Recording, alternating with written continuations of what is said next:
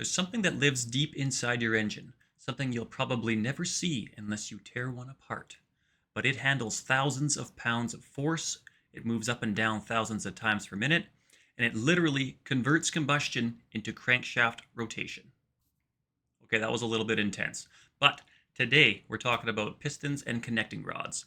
When you truly understand these two components, you'll understand the heart of how a diesel engine works.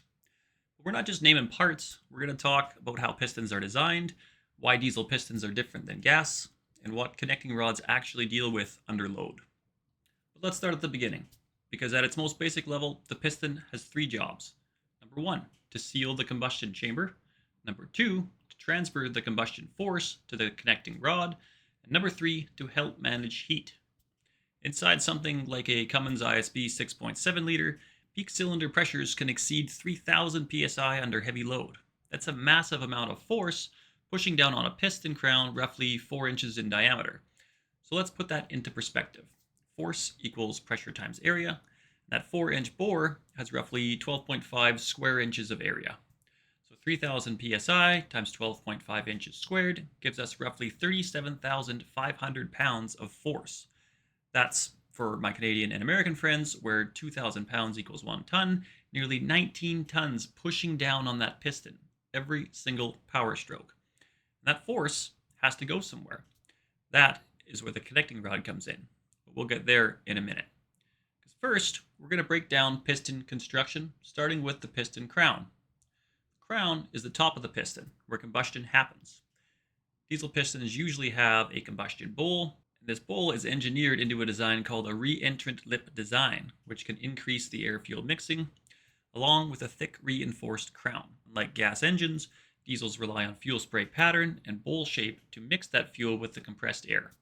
In something like the Navistar T444E, the piston bowl is carefully shaped to promote swirl and efficient burn. Bowl shape affects emissions, power output, soot formation, and fuel economy.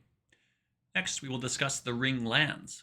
These are the grooves that hold your piston rings. The rings help to seal the combustion chamber, control the amount of lubrication on the cylinder walls, and transfer heat from the piston to the cooler cylinder walls. Diesel pistons usually have 2 compression rings and 1 oil control ring.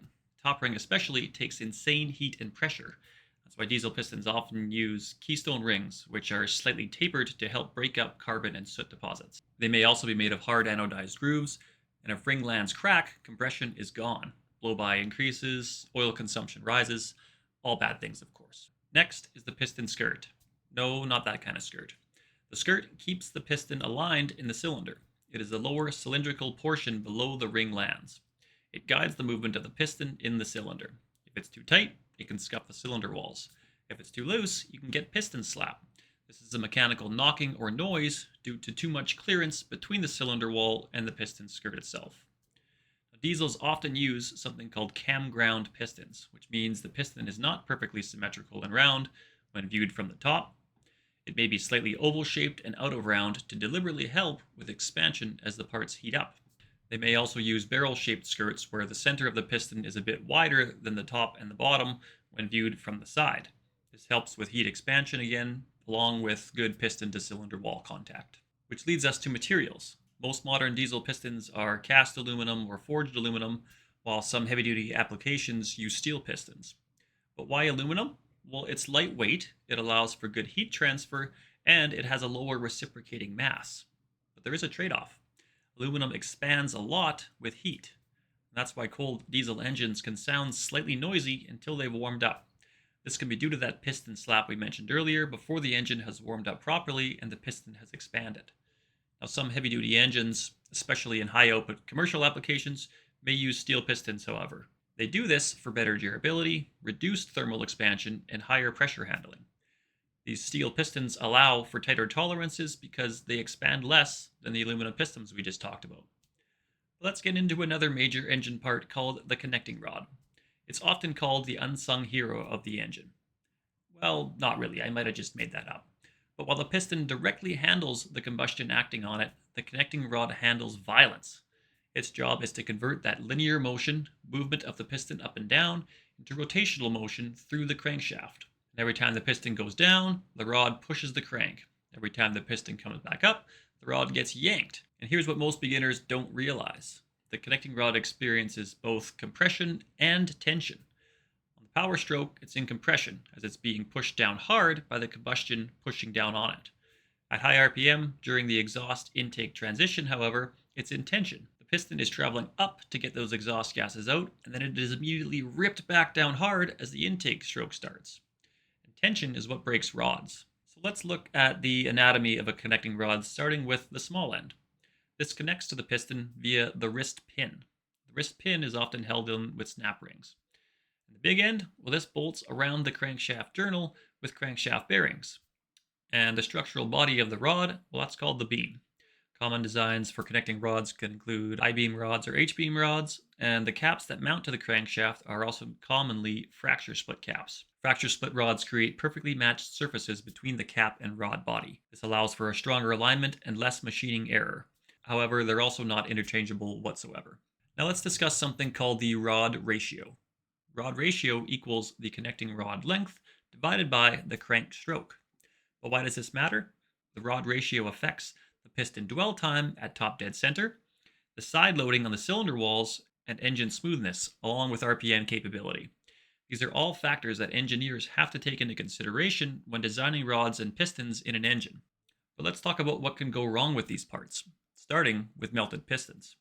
This can be caused by overfueling, by bad injectors, or high exhaust gas temperatures. In this case, the crown overheats and literally starts melting away the piston. Number 2 is cracked ringlands. This can occur from detonation. Yes, diesels can have abnormal combustion as well. If the diesel doesn't ignite when it's supposed to or is late igniting, it's a major shock load to that piston, which can crack those ringlands.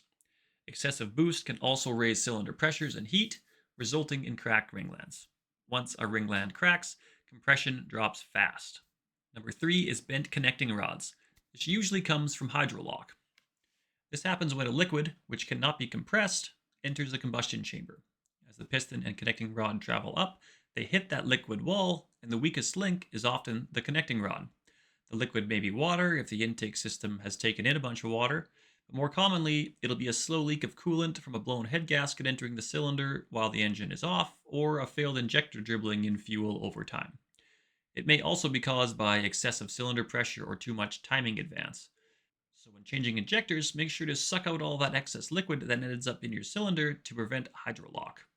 Number 4 is thrown rods. This is a mechanical catastrophe. It's often caused by bearing failure, over-revving, or rod bolt failure.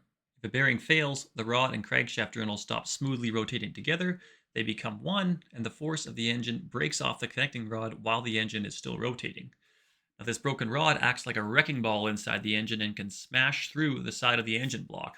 And when a rod exits the block, that's not a rebuild, that's a complete replacement, often accompanied by sad feelings and harsh words. So here's what you need to take away. Number 1, pistons seal and manage combustion. Number 2, connecting rods translate that linear up and down force into rotation. And together, they convert these controlled explosions into usable torque. Inside a diesel engine, they handle absolutely insane forces. So if you understand pistons and rods, you're no longer just replacing parts. You're understanding why engines live and why they die. But to understand how the cylinder head helps keep a diesel engine running smoothly, watch this video next to find out how.